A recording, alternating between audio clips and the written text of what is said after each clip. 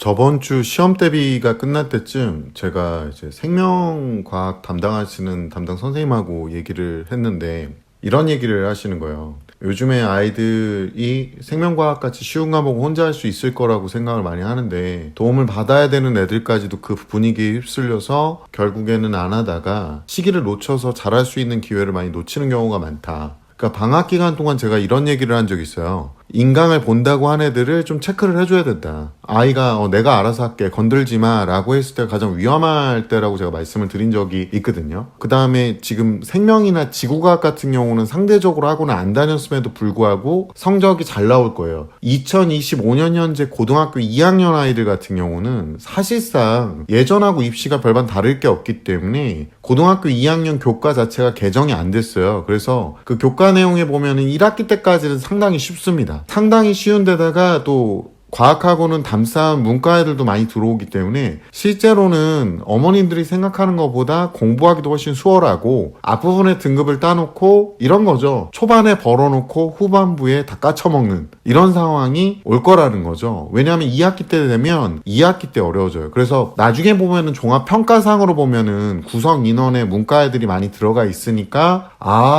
지구가 그건 괜찮지 생명 괜찮지 이때가 학기 다 끝난 다음에 물어보시는 게 좋으세요. 성적표 다 받고. 왜냐면 이 평가를 지금 하고 있는 친구들한테 물어보면 현재 가장 쉬운 부분을 하고 있는 애들이 그런 평가를 남깁니다. 그래서 생명 선생님하고 얘기를 하면서 이제 2학기가 되면 유전이라는 파트가 들어간다. 2025년 현재 고2 친구가 고2가 되면 유전은 빠집니다. 그러니까 그냥 맹탕인데 계속 맹탕이겠죠. 근데요, 학부모님들 많이 착각하시면 안 되는 게 쉽다고 점수 잘 나오는 게 아니라 우리 애들은 암기도 싫어하기 때문에 암기를 안 해서 점수를 갖다가 개나 줘버려요. 그러니까 줘도 못 먹는 거죠. 이런 현상이 발생을 하는데 어쨌든 현재 2025년 고2 애들이 분명히 여름방학 때부터 준비하겠지라는 말을 제가 했더니 이 친구도 한 10년 지금 넘었거든요. 그러니까 저랑 처음 시작했을 때 되게 젊었는데 지금은 좀 늙어가지고 이 친구가 저한테 웃으면서 아니래요 원장님.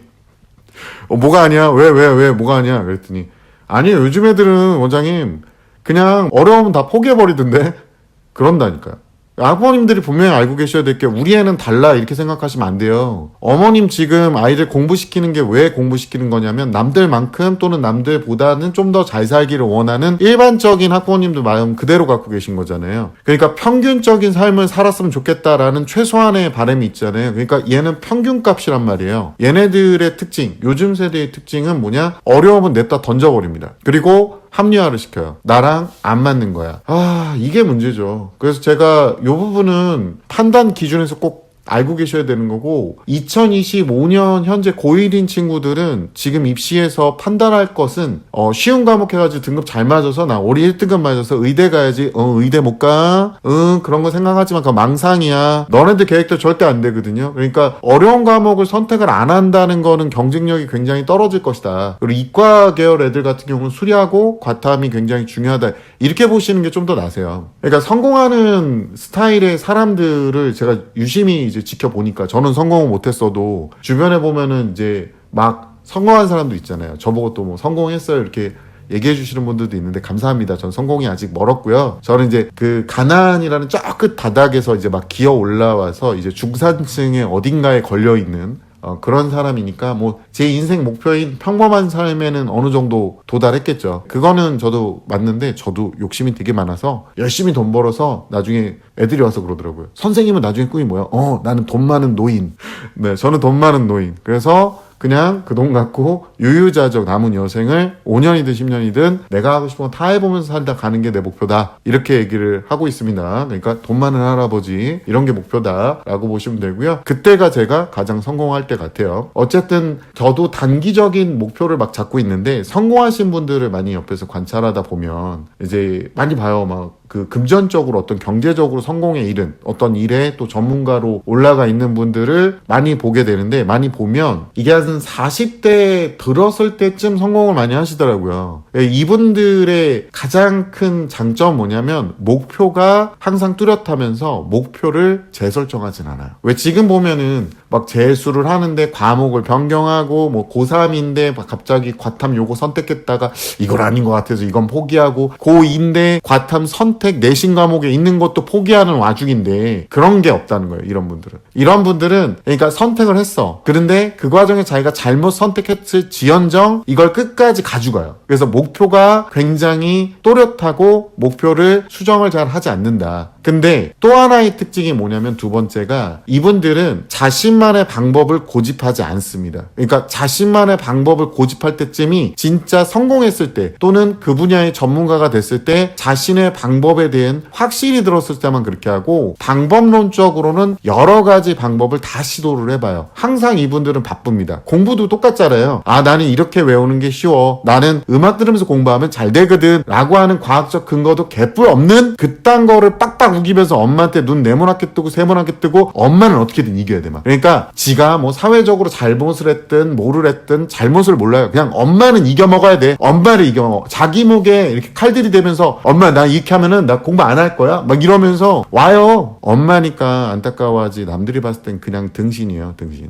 예, 그러니까 그런 협박은 엄마한테 이겼다고 좋아하고 그런 협박을 해서 좋아하는 분들은 다시 한번 알고 계셔야 되는 게 아이고야 네가 어른이 돼서 그걸 한번 다시 떠올려봐. 그래도 반성이 안 들잖아? 그러면 숨을 한 6분만 참아주면 돼요. 예, 알겠죠? 세상에 존재하면 안 되는 인간들입니다. 이렇게 하신 분들은. 그러니까 분명히 알고 계셔야 될 게 다시 한번 말씀드리지만 본인의 방식이 옳다고 확정이 될 때는 경험이 충분히 기반이 돼 있어야 돼요. 그리고 근거도 확실해야 되고. 그래서 왜 그런 거 있잖아요. 나는 쓰면서 말고 눈으로 배우는 게 훨씬 더 잘 된다. 문제를 풀면서 나는 암기가 된다라는 이런 쌉소리를 하는 경우가 있는데 되는 소리를 해라. 그게 되겠냐 그게. 그러면 학원 강사들이나 옆에 있는 선생님들이 왜 다 쓰라고 계속 얘기를 하겠어. 그 사람들은 뭐 뇌에 뭐 우동사리만 찾니? 뭐 아무것도 근거도 없는 거 드립이니? 그냥 너네들한테 얘기를 하면 너네가 안 처먹는 거잖아. 어떤 애는. 그런 거는 저는 아니라고 생각을 합니다. 네 생각은 쓸모가 없다고 경험을 기반으로 하지 않아서 네가 해봤더니 안 되는 게 아니라 너가 제대로 안 한 거야 얘들아. 그러니까 방법론적인 경험도 안 된 애들이 기반을 막 이렇게 잡으니까 방법에 대한 거를 굉장히 고민을 많이 합니다. 또 하나가 뭐냐면 아까 말했잖아요. 목표 재설정 이런 거 막 하니까 새롭게 설정을 하고 방법도 막 고집을 피우고 이러면은 경험도 없는 애가 매번 이렇게 해보고 안 되면은 포기하고 저렇게 해보면 안 되고 포기하고 뭐 이런 거 있잖아요. 이게 왜 문제가 되는 거냐면 저같이 이제 나이 먹은 사람들 있잖아요. 이제 막 희머리 나고 이제 노년에 들어서려는 사람들, 학부모님들 중에서도 저랑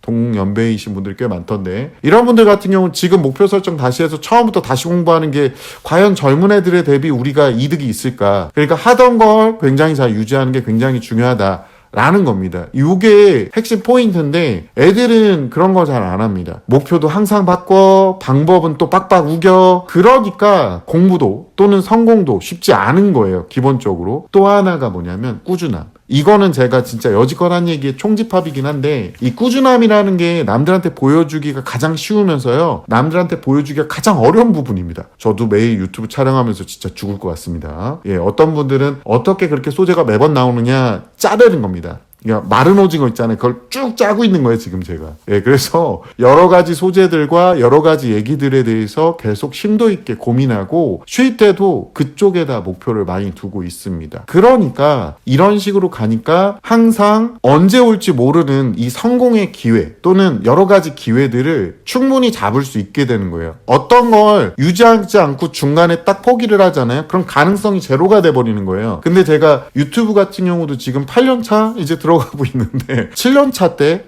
떡상을 해서 지금까지 오고 있잖아요. 그러니까 학부모님들이나 주변에 계시는 분들이 저에 대한 영상을 참 좋아해 주시는 거 보면서 아 이렇게 꾸준함이 어쨌든 간 기회를 잡게 해주는구나 라는 거를 그분들을 보시면서도 느끼지만 저에 대한 경험치로도 확실하게 느끼고 있습니다. 저도 처음에 학원 강사 시작할 때는 이 일이 안 맞는 줄 알았거든요. 근데 주변에서는 천직이라고 얘기를 많이 하시더라고요.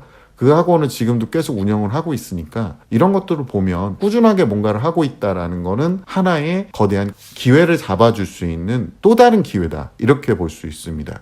그리고 또 다른 특징 하나가 뭐냐면 집중을 굉장히 잘합니다. 그러니까 뭐 여기 찔끔 저기 찔끔 음악 들으면서 영단어 좀 외웠다가 안 되겠다 수학 문제 좀 풀다가 노트 정리한답시고 책상 정리 한번 하다가 친구랑 잠깐 밥 먹다가 이렇게 하지 않고요. 일을 한번 맡기면 굉장히 집중해서 거기에 에너지 미세먼지를 한꺼번에 다 집어넣어요. 딴짓을 거의 안 한다고 보시면 되고요. 이렇게 집중해서 공부할 수 있는 집중력 굉장히 중요한 부분이다 라는 거고, 또 가장 중요한 마지막 포인트가 뭐냐면요, 주변에 도움을 요청을 참 잘해요. 그러니까 너네처럼 엄마 그냥 내가 알아서 할 거니까 건들지 말아줄래? 이런 다음에 똥 싸질러 놓고 엄마 나 제발 도와줘 이러지 않고요. 이러지 않고 본인이 공부에 대해서 배워야 될 게 있으면 뭐 인강을 들어서 안 된다라고 생각이 딱 드는 순간에 학원을 가서 또 수업도 듣고 질문도 받고 이런 식으로 해서 주변에 질문을 굉장히 많이 합니다. 주변에서 나 좀 공부 좀 해. 중학교 때 이렇게 까작 떠는 애들이 좀 있거든요. 고1까지 살짝 먹히다가 고2 들어가서 이제 이과 오면 안 먹히는 이유가 질문을 안 해요. 그러니까 답안지 보고 왜냐면 이 친구들한테는 뭔가를 미흡하다는 걸 이 보여주는 이미지가 안타깝지만 누군가의 협조를 구하는 거거든요. 근데 이게 나약하다고 생각하고 있어서 이 등신 같은 행동들을 하게 되는 거거든요. 결국에 이런 말도 안 되는 자존심은요, 자신을 감정적으로 만들고 누군가가 지적을 하면 화가 나게 되고, 그리고 뭔가 못하게 되면 이게 창피하게 되니까 포기하게 되는 이유가 생기면서 앞에 있는 모든 얘기들을 다 부정하게 만드는 겁니다. 그러니까 누군가한테 질문하고 매달리고 배움을 얻는 것들을 창피하게 생각한다는 자체가 정상이 아닌데도 얘네들한테는 이런 논리가 먹히지 않죠. 그러니까 지금도 시험을 망쳐놓고 엄마 나 혼자 한번 해볼게, 학원이 도움이 안 돼 라고 말하고 있는 겁니다. 에라이